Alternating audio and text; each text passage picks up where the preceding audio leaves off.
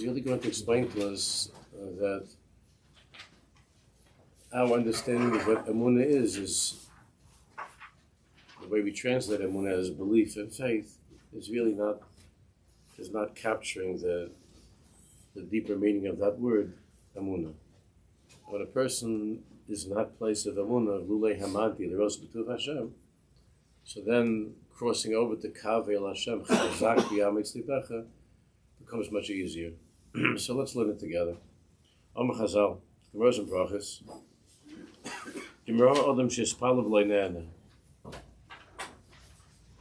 Every one of us has experienced this. We know what this is like. When a person davens and he's not answered, he davens but he's not answered. Go back, daven more. Shnemar Kavel Hashem. That's the first time to have hope in Hashem, and you see that hope didn't bring you to the tefillah being answered. So David Melech says, "Chazak v'yamis libecha," that your heart should be strengthened. And once again, v'kavel Hashem, have hope in Hashem. Rashi explains the Gemara. Kaveh v'schazek loy timshach yadcha. Have hope, strengthen yourself, and don't. Lo timshach means don't pull away from Hashem. Don't turn away. Lo timshach yadcha. Meisach Baruch Hu al tisyayish ela chazor v'kaveh. Rashi says, explaining the Gemara, chazor v'kaveh. That's what David Melech is saying. The Gemara just puts it into the context of tefillah. David Melech's whole Metzius was davening, and the same way that our tefillahs, we don't always see that they're being answered. David Melech experienced this himself, and he's telling all of us not to stop. That doesn't mean there isn't a time when a person is reaching a certain point in his tefillahs where perhaps it's best at that point to pause. We're not going to talk about that right now. But if a person davens leinana, chazek v'yamis libecha v'karei Hashem, af ki l'chayr kashes pal leinana. So the Mashgiach says, you davened and you're not being answered. It's not only that you are honest with yourself, and you know that you're not worthy of being answered. And a roy le'anos. Kirabu avanaisa. Every person knows his own cheshbon of aveirus and so on. U'misakev l'spalo oid. So the person he tried. He davened once. He's thinking about how I accept that I haven't been answered, and I know that I'm not worthy of being answered. So Magi Ron does that. So Mashgiach says, what's wrong with that? Seems to be a reasonable, unrealistic way of looking at things. Mayasa. So what David Melech is telling us, what the Gemara is explaining is, Lo zehu derech hashleimus. Even though that might be your instinctive way of dealing with this, to turn around and walk away from the davening, this is not the derech of shleimus. Ela derech hanachon, David Melech is telling us, the correct path is when you see that it's not working. Chazak v'yamis libecha v'kaveh el Hashem. Yachzav yispal. Av beyosa bilti kedai, even though the person knows that he's unworthy. Nevertheless, he has to strengthen himself and to make the effort to return to the tefillah. V'oid pam v'kaveh el Hashem. Achanisha b'yira greda. If a person, however, gets stuck in that place of yira meaning avshu yarim aveir shebiyado. He's afraid that his aveiros have made his tefillas unacceptable. So that instinct of yira, that feeling of yira, is something which is admirable, that he has yira shamayim. But the Mashgiach says, Afshu Yormi Averi Shibiyado Simanhu She'eno Davuk B'Hashem U'Muchzak B'Hay. If a person walks away, even though he knows he's a Baal Averis, and who isn't? I mean, David HaMelech himself felt that way. So the Mashgiach says, if a person walks away, and he doesn't continue on with the second or third Kavel Hashem, it's a siman that he's not Davuk B'Hashem. He might be a God-fearing person, and that causes him to be afraid of the Averis Shiviyado. So he's a God-fearing person,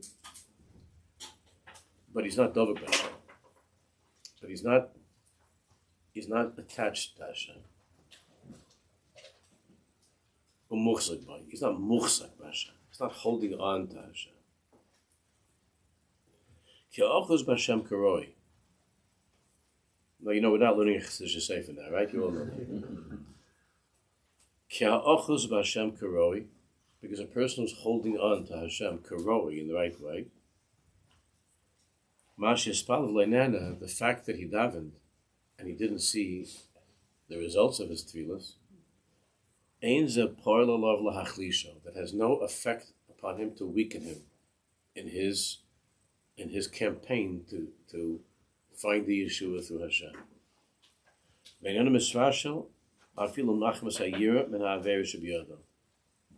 And he doesn't give up, even if that feeling of letting go comes from this yira that he has, which is obviously something which is great, that he has this yira, that he's embarrassed, he's ashamed of his averis.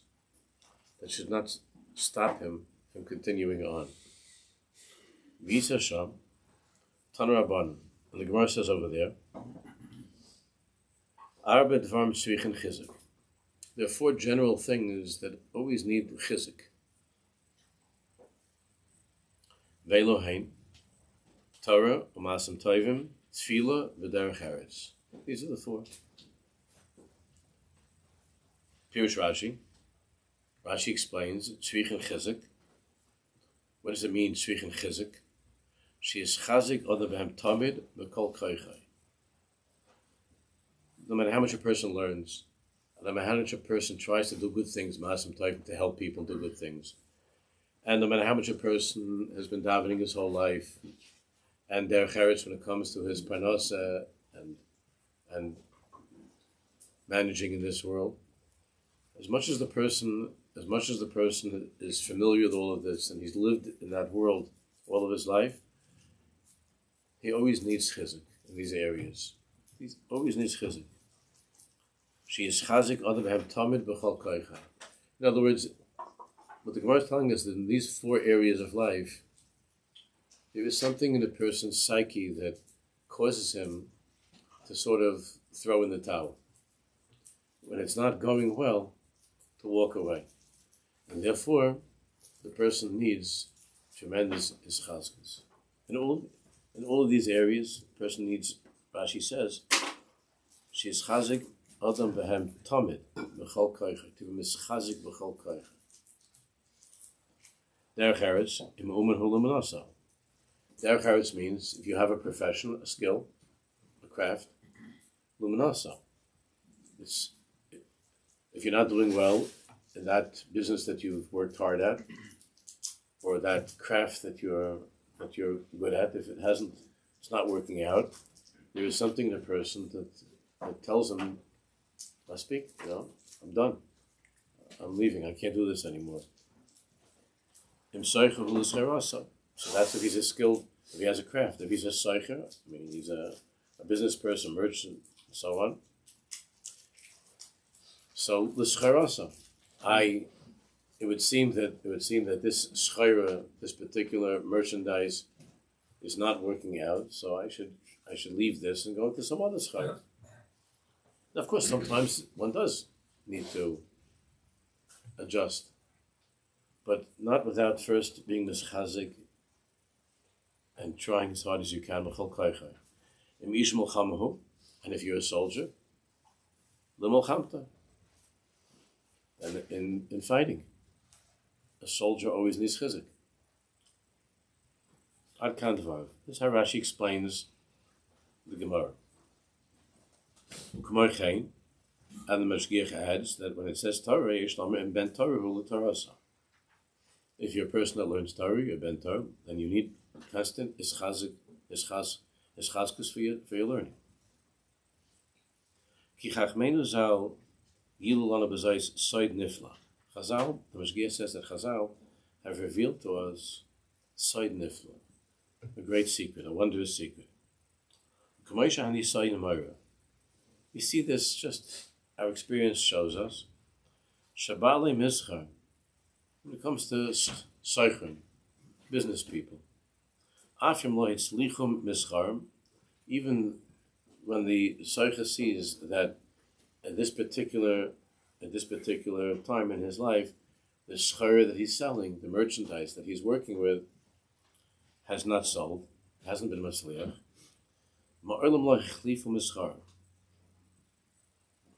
We see that when it comes to people, if a person's a diamond person, if a person sells horses, whatever it is. So the Mashgiach says that the nature of a person is that if it didn't go well at that particular season, or that event, or that market, he doesn't drop all of a sudden and go into something else.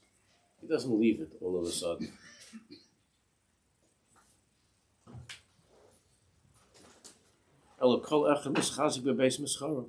Doesn't shut down the factory, doesn't close the store.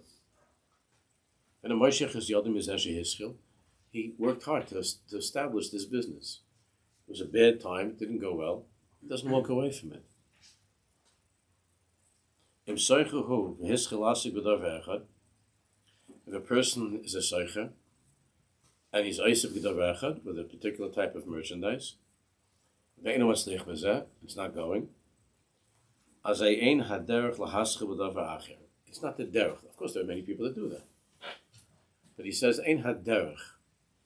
The healthier derech is not to immediately, very quickly, to run away from that business. Because if you're such a person that when things don't go well, you walk away, you're never going to be matzliach. You might be in the short run, but you're not going to be long term. You're not going to be an ish matzliach.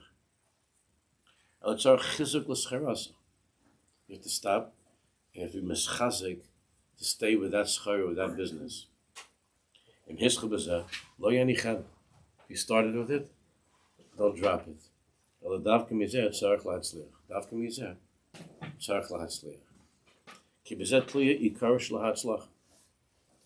Because the Ikar Hatzlacha, Rabbi Yucham says that the Ikar Hatzlacha is being a person of Emunah. Now you'll see how he explains Emunah in a minute. Being somebody who is faithful even to the horses that you're selling, even to the business that you're in, to be somebody that stays with some, doesn't walk away. There's a teva, there's a nature many people have. It affects them in everything in life, with business, with marriage, relationships, to walk away. I've seen that with parents also. Even though you could ask a kasha, how do you walk away from a kid? It's not shaykh. How do you walk away from your parent? It's loss of adam. How do you walk away? But people, when they're not matzliach, there are people who have the tava that they can't bear that lack of hatzlacha. And instead of being mischazik, lama al scherosa, again, just like we see, there's a time when a person has to get there. Divorce is necessary, the Torah tells us. And obviously this is a time when you should finally drop this business and try something new. There are times. Ba'ofen klali, the Mashgiach, of course, knows that there are exceptions. But ba'ofen klali, if you develop that habit of walking away from something that you've already invested in, that you've started with and you've worked at, and you walk away, he says, you're not going to be an ish matzliach. You might be matzliach this particular, but kibazet pliya ikar shel hatzlach, because the ikar of hatzlach depends upon this midah of his chazkus of emunah in everything in life. That's what the Gemara is telling us. Im yamachleves mischar mipam lapam. If you're a person you're mipam lapam, you're dealing with different schayra, you give up this and you try that. And this is how you think you're going to be matzliach, by doing that. Hilo titzlach. Ultimately, you're not going to be matzliach. Im ish milchama.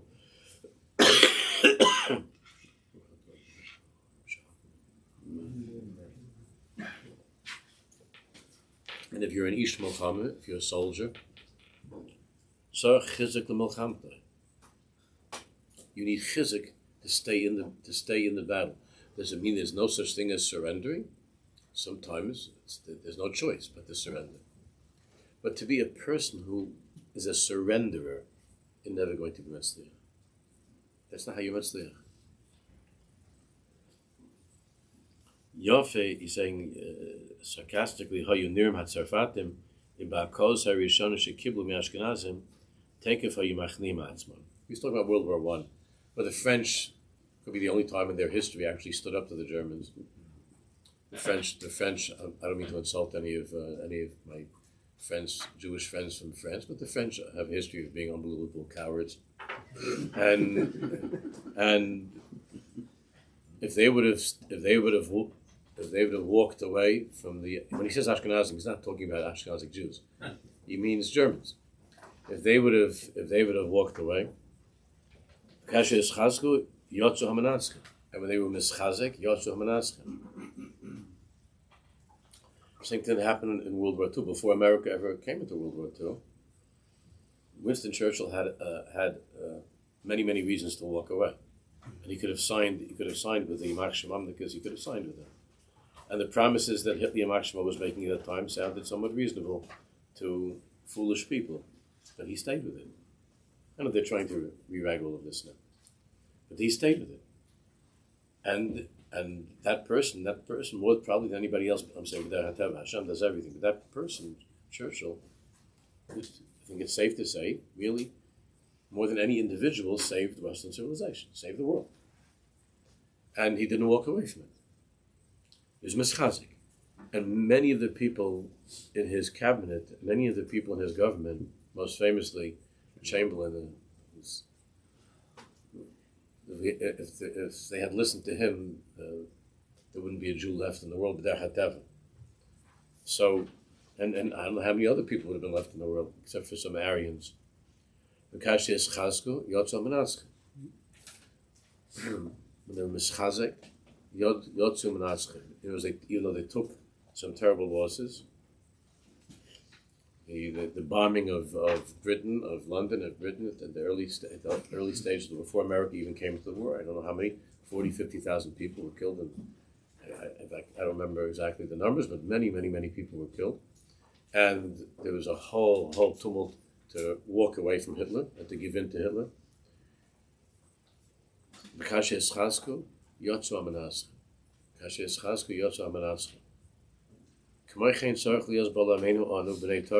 And so it is in our wars in life, in the battles that we're fighting. This is what the Rosh Yeshiva is writing about. Sheva Yipol Tzadik V'Kam. It's not that despite this the nefilas you became a tzaddik. The path towards becoming a tzaddik is by staying in the war, by continuing on in the battle. That's the way.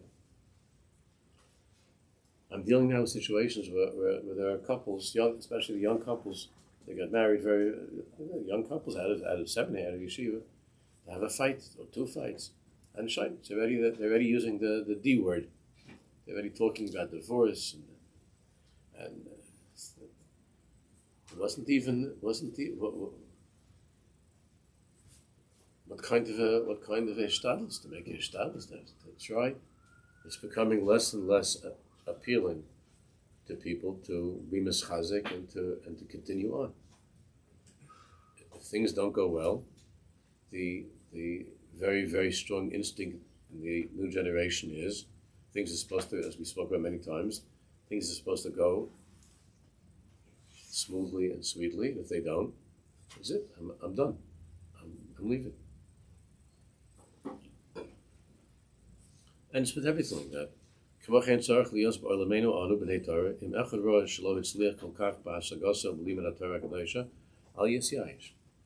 you see that you're trying something in learning, and you committed yourself to make this effort in learning, you started off the Daf Yomi, and things were going great, brachas, you're all excited.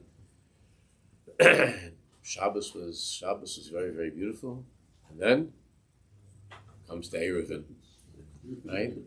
So you get to that world of Eruvin, and there's so many chevra. I once told you that, remember, this is like 2 cycles ago, that there was this guy who went to the sea, and he was all excited. He wanted to order the whole art scroll shas, and his wife asked him to just get brachas. They didn't have any money, these people, just get brachas. So he said no, and so she called me up and had him on the phone. She called me up and she said, he wants to buy the whole shas. I don't know, it costs like $1,000, whatever it costs, and we don't have the money. Let him learn brachas. Gesundheit. I'm very proud of him. But to buy brachas, isn't it? So I said to her, look, he has this. He wants to. It makes him feel good. Help you with the money, something like that. Work out. She says, listen, I know my schar. That's what she said. He's done this before. He's not. This is not. I'm not buying the whole art scroll. Let him buy an old-fashioned Gemara or something like that, and we'll see how it goes. And if he goes on from brachas, I'll be the proudest wife in the world if he continues on. I'll get him the whole shas. She said leather bound, but it's not happening. So I said, he wasn't here. So I said, don't talk like that. It's very discouraging for him, and you have to give him chizuk. You have to give him chizuk. He's trying to learn. Give him chizuk. She says, okay, listen, I'm not buying the whole shas. We're not spending money on the whole shas. I'll get him 1 or 2, and we'll see how it goes. So he's not from here. I saw him in a chasna like 3 months, 4 months later. I don't remember what it was. I saw him in a chasna, and I asked him, did you get the shas? What happened with your wife? The whole mice? He said, no, she didn't let me get the whole shas. So I said, no, how's it going? Now, how's it going? He said he only got to 1 parak in Shabbos, the first parak in Shabbos. So maybe, listen, it could be the wife should give him more chizuk. It wasn't the way I don't think she handled it in such a nice way. She gave him, you tell somebody to their face, I know you and you're never going to do it. That's not promising. It doesn't work. But in learning, we need tremendous chizuk. I mentioned this last week. I was having this when I was mashpia in YU. Every single day, I was having this conversation with Bachram about I wanted to walk away from the shir that they were in. And I said, your Rebbe's a terrific Rebbe. No, he is too much like this, he's too much like that, and I can't. I said, say it. You're only there for a week. Really, you're there for a week. Give it some time. Give it a month. See how, try. But there's this thing that I didn't understand. I didn't understand the shiz. I'm done. And it's going to be very similar. I would always say the same thing. I said, listen to me. You're going to be one of these guys that you're going to be going from shir to shir. That's just how it is. There are times when you're in the wrong shir. Of course that happens. When the guy was placed in the wrong shir, that happens. But most of the time, if you stay with it, you can work it out. Stop jumping around from one shir to the next. And those people, the people that do that, it's like that in everything in their lives. It's not just, this shir or that shir. It's with everything in life. They're missing emunah. So he says, do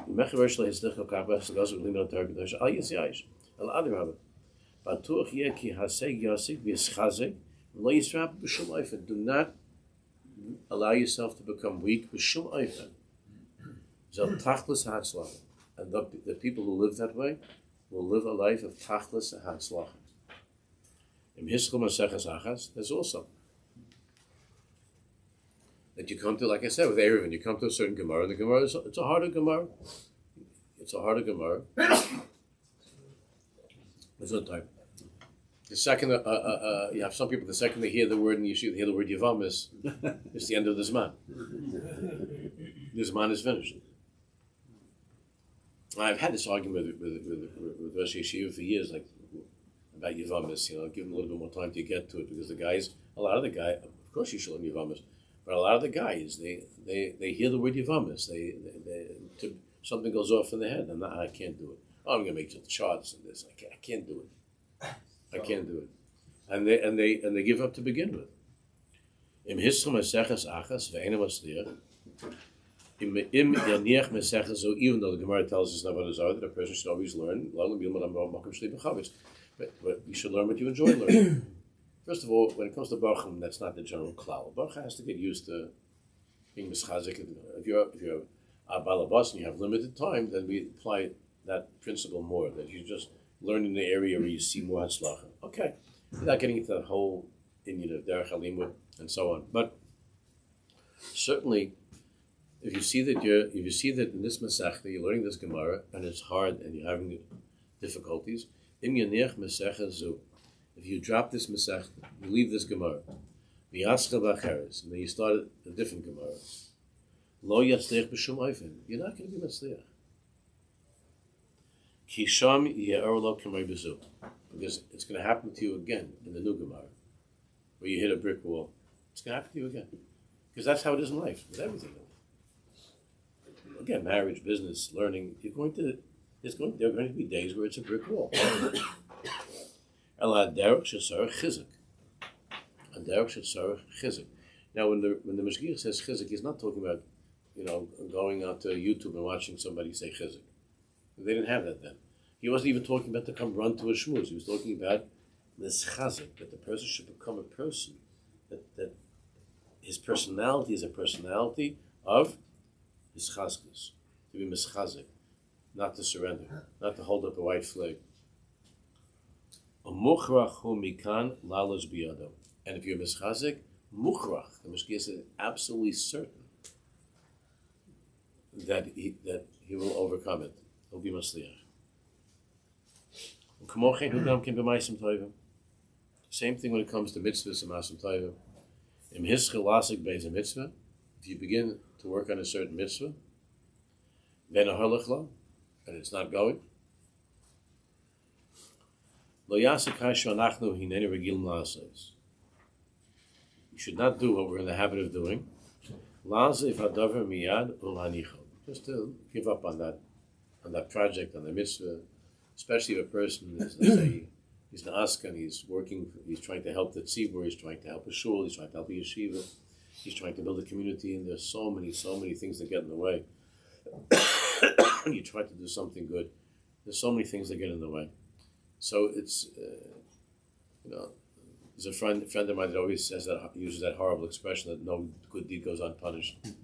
And how often you feel that you try to work on something to help a mitzvah and then some good thing, and then and as a result of that, people are angry with you, and of course, hisnagdas, things that go on. But Jews can be so difficult with these things, and your instinct tells you, what do I need this for? What do I need this for? And you want to just drop it. Again, there are times we have to, but the dark cloud not. The dark cloud, what you're missing is chazkas. The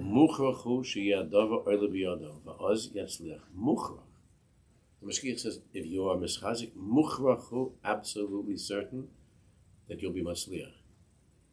When it comes to davening, most Jews gave up, I'm talking about from people, gave up on davening from the time they were kids. Gave up on davening. And if you continue davening, it's just something that you have to do. But to be able to sustain a serious tefillah, you walk into a typical shul and you'll see that. You'll see everybody holding up white flags. You walk into a shul, everybody's supposed to be davening. You look around, let's see there are 500 people in the shul, it's like 470 white flags. This one's talking, this one's going for kiddush, this one's this and that. This one's yawning, this one's got something under his table. So that. You see all the white flags, and all the white flags say the same thing. I can't. I'm not a davener. I learned it from the time when I was a little kid, and my father yelled at me to daven, and I'm not a davener. And there were times I tried a little bit. I did try to daven, and what did I get for it? It didn't work at all. And so Gam came to feel us. The Gemara is saying it needs constant chizuk. And when it comes also to davening, the trust in Hashem. Again, here we're getting into a touchy area of what bitachon means, because we know that even if a person does certain things that you could daven for your whole life, and you're not going to get, Hakadosh Baruch Hu says, this is not for you. It's not good for you. It's not right for you. I know what's best for you. So there are times where you're not going to get what you're davening for. And this is the whole issue of the different shittas as far as bitachon is concerned, which I'm not going to go into right now. Rabbi Slavovis, the Chazon Ish, and the Chassidim, and so on. The whole subject of bitachon, which is very, very big and very complicated. But the Mashgiach is saying that we must chazik in davening and have b'tech b'Hashem shi'ancha b'vadai. So you could say that the meaning here of shi'ancha b'vadai doesn't mean just because you're davening for that shidduch, you're davening for that job that you're going to get it. But shi'ancha b'vadai, one thing you will get is that Hashem will make it clear to you, and you'll know inside your mind and your heart that you're not being ignored, that your tefillah counts, and that Hashem, as I spoke about before Shabbos, and I spoke about a few weeks ago, Shabbos morning, that tefillah registered, and it's in the Heichal HaTefillas. And it might not be coming down now in a way that you could see, in a way that's nearer v'nigla, that you could see with your eyes. This is the job you're davening for. This is the girl you were davening for, the shidduch. It might not come down right now in a way that you could see. But to know that tefillah was answered. A tefillah being answered does not mean necessarily in the way that you were hoping or that you expected. But that the tefillah is answered. Now, if you see that it's not being answered, l'maisa, and when you're actually davening for the job, or you're davening for the shidduch, and the Metzias is in the way that's seen, near Benigla, you're not being answered, so then you feel like you got a slap on the face. Al Yisiyash Mizah. Still, not to walk away. Al Yisiyash Mizah. Eli Yachsev Yispal, David Melcha say, Kavri L'Hashem, Chazak V'yamis Tibecha V'Kavri L'Hashem. Can you imagine if the Imahos, when they saw that they weren't being answered, they would have walked away? The whole Am Yisrael comes from our mothers that they didn't walk away, that they continued. There wouldn't have been. What would have been with Sari Menu? What would have been with Rivki Menu? With Rachli Menu? They didn't walk away. Somehow, in some way, to know that this tefillah is going to have an aliyah. It's going to work. Now, what about the time I'm not worthy because I'm filled with Averis? So that svara that comes from a certain feeling of Yiras Shamayim. A person is a God-fearing person, and he takes his Averis. The things that he did wrong, he takes them seriously. So he feels that the ribuy of Chatoim have made it such that his tefillas can't be answered. So he says, and even though he's gone through or he's going through a terrible Yerida, Al Yazizuhu Chalila, all of that should not budge him from his davening, not at all. The Chassidish Sfarim, a million Sfarim talk this, the whole thing, but the Mashgiach is saying, Al Yazizuhu Chalila, not to walk away, not to move him at all from whatever he can do, and be mischazik in davening. Vein lichna is kol moirach belev, not to allow any weakness to enter into the heart. I mentioned, I don't know if I mentioned here, but this is part of that talk that I gave to the kids during the summer that I was explaining to them that Rabbi Leibel Eiger Schusi Aleinu. There's a beautiful, beautiful piece from Rabbi Leibel Eiger in Vayishlach, not in the Teres Emes, in the Imri Emes. Rabbi Leibel, there's two Imri Emes from Ger, and there's Imri Emes from Rabbi Leibel. So the Imri Emes from Rabbi Leibel in Vayishlach, so there, Rabbi Leibel Eiger asks a very simple question. We spoke about it. I don't remember. He asks, why are Jews called Bnei Yisrael? Why are we called Bnei Yisrael? Remember that the name change took place. Lo Yamer Yaakov V'Oid Shimcha Kim Yisrael Yikar Shem, right? Ki Sarisa Im Elokim V'Manosh V'Atucha. That Yaakov Avinu's name was changed to Yisrael, because the pasuk says you will no longer be called You'll no longer be called Yaakov, you'll be called Yisrael. Kisarisa, what does it mean Kisarisa? Kisarisa, you have Sarisa, means you have fought, you have struggled, you have wrestled. With angels, with people. Vatuchal, Yaakov's whole life was with the Lavan and with Esav. So Vatuchal means you're victorious. Vatuchal, the word Yachal. Vatuchal. So Reb Leibel doesn't say it in this way, but Reb Leibel's question is really, why be called Bnei Yisrael? You should be called Bnei Tuchal. I mean, it sounds a little bit funny. Try to make it nicer, whatever, Michal or something like that, Michael. But we should really be called Bnei Tuchal, because Tuchal means that Yaakov was victorious. So really, we should be called Bnei Tuchal, the ones who won. But Rabbi Leibel says that that's not the avodah, that's not the tachlis. He says Hatzlacha is in Hashem's hands. Whether you're going to win this battle or lose, that's all up to Hashem. Whether this business will succeed or fail, it's up to Hashem. Whether this marriage is going to succeed or fail, it's up to Hashem. The only thing you can do is to be in the fight. That's what he says, Rabbi Leibel. Sarisa. We're named Bnei Yisrael because we're fighters. Doesn't mean you always win. Vatuchal? That's Hashem's in you, Vatuchal. We're not called Bnei Tuchal. The ones who always win. We don't always win. Ultimately, we win. But the reason that we ultimately are the winners of all of history and of all of time, which we see, is all of our enemies from the past are gone, and the ones in the present are going to be going. So, the reason that we are Shanachni Cholim is because we have this midah. Not that we're invincible.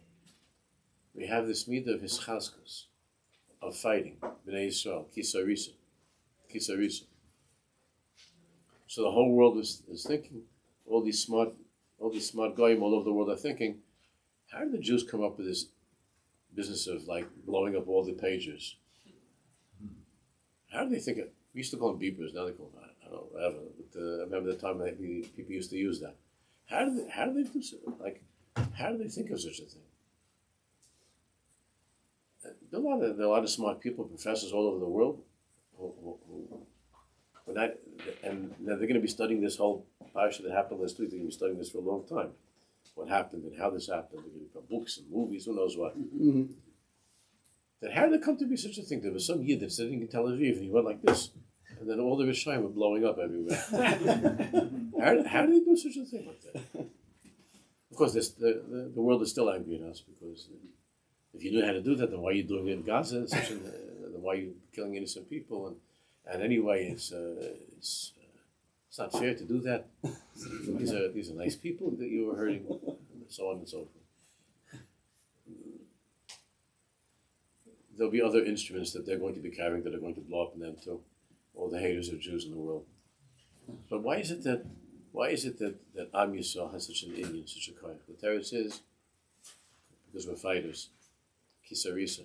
The same reason we came out of World War II, we started building yeshivas and communities. And nobody else would have done. They would just lie flat on the back, done, unfinished. So Rabbi Leibel says that we're not called Bnei Tuchal, because that's up to Hashem what happens in the end, whether you win or whether you lose.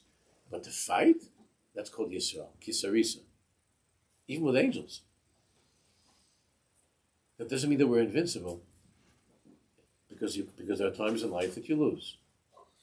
And that happens in different areas of life. But a Jew is be'etzem, somebody who stays in, who doesn't walk away. That's called Kisarisa. That's what we call Bnei Yisrael. Rabbi Leibel says because ultimately, that's the only bechira you have. You can't choose to win. That's not a matter of choice. That's a matter of Hashgacha, Hashem's Hashgacha. The only choice that you can make is to stay in this Gemara, to try to work out this marriage, not to walk away from this parnasa, whatever, all these things, to be mischazik. That's the only choice that a person has. You don't have a choice whether you're going to win or you lose. Therefore, there's no point in calling us B'nai Tuchal. We'll call B'nai Yisrael. That's the midah of Am Yisrael. Of Kavi el Hashem, Chazak v'Yam Estibach v'Kavi el Hashem. that, and we see that our enemies never. Bilam, already in the Torah, Bilam was wondering, how do they,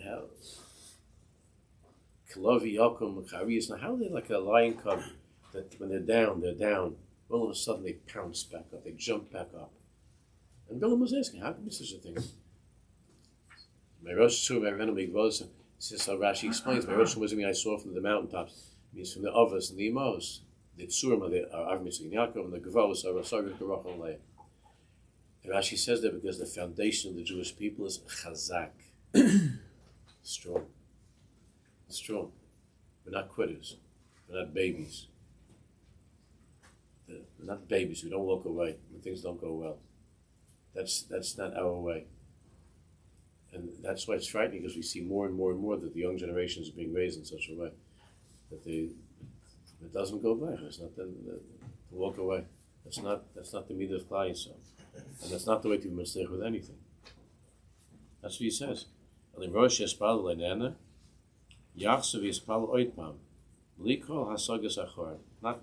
Not to allow yourself to fall back, to stop.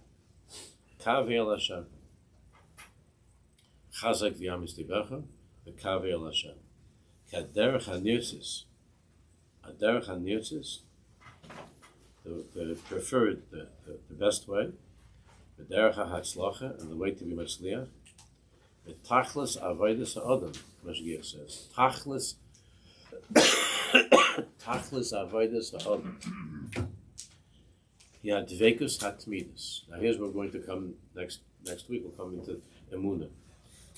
Advekus hatmidus. When you're a dovuk to Hashem. Now you could, again, he said at the very beginning, you're a God-fearing person because you're afraid of the Averis you did, that they're going to mess you up, and you have your Shammai. The Mashgiach said, if you walk away from davening, it means that you might be somebody that has fear of God, but you're not dovuk to God. You're not attached to God. You're not bound to Him. You're not a person that's a person of dvekus. When you're afraid, you run away. When you're dovuk, you stay with it. Attachment. Attachment means not letting go, no matter what. It means not letting go. That's the definition of dvekus. When you're attached to something, it means not letting go. So he says, dvekus atmidus biltius rashos vakis chazik shlelim shechaz yad. Rather, Rabbi Yosef chizuk al chizuk. Chizuk al chizuk. There's a story that I've told you many times over the years about that there was one year. This is just to remind you that it was Purim by the Holy Rishna. It was Purim, and the place was packed. People came from all over to be with the Rishna. And the Rishon is sitting there by the Suda, by the Tish, and his head like down and depressed, and the people, the Chassidim came, they didn't know what to do. It was firm, and they were scared because it was Stam meant that there was something going on that he saw, and they were afraid of what it means. So over there in by the Rishon there was a badchen, a court jester, so to speak. He used to say things to Misamech the Olam, Misamech the Rebbe. And he tried saying different jokes and different things, Purim's spiel, Tyra, and the Rishna the whole time was like out of it. So finally, this guy, he did something crazy. He jumped on the table, right in front of the Rishna. Everything fell down and spilled, and he jumped up. And the Rebbe sitting there. And he jumped up. The whole place went. He jumped up and he's standing over the Rishna, and he says to the Rishna. And the Rishna says, "What are you doing? What's the matter with you?" And he said, Rebbe, I want to tell you why.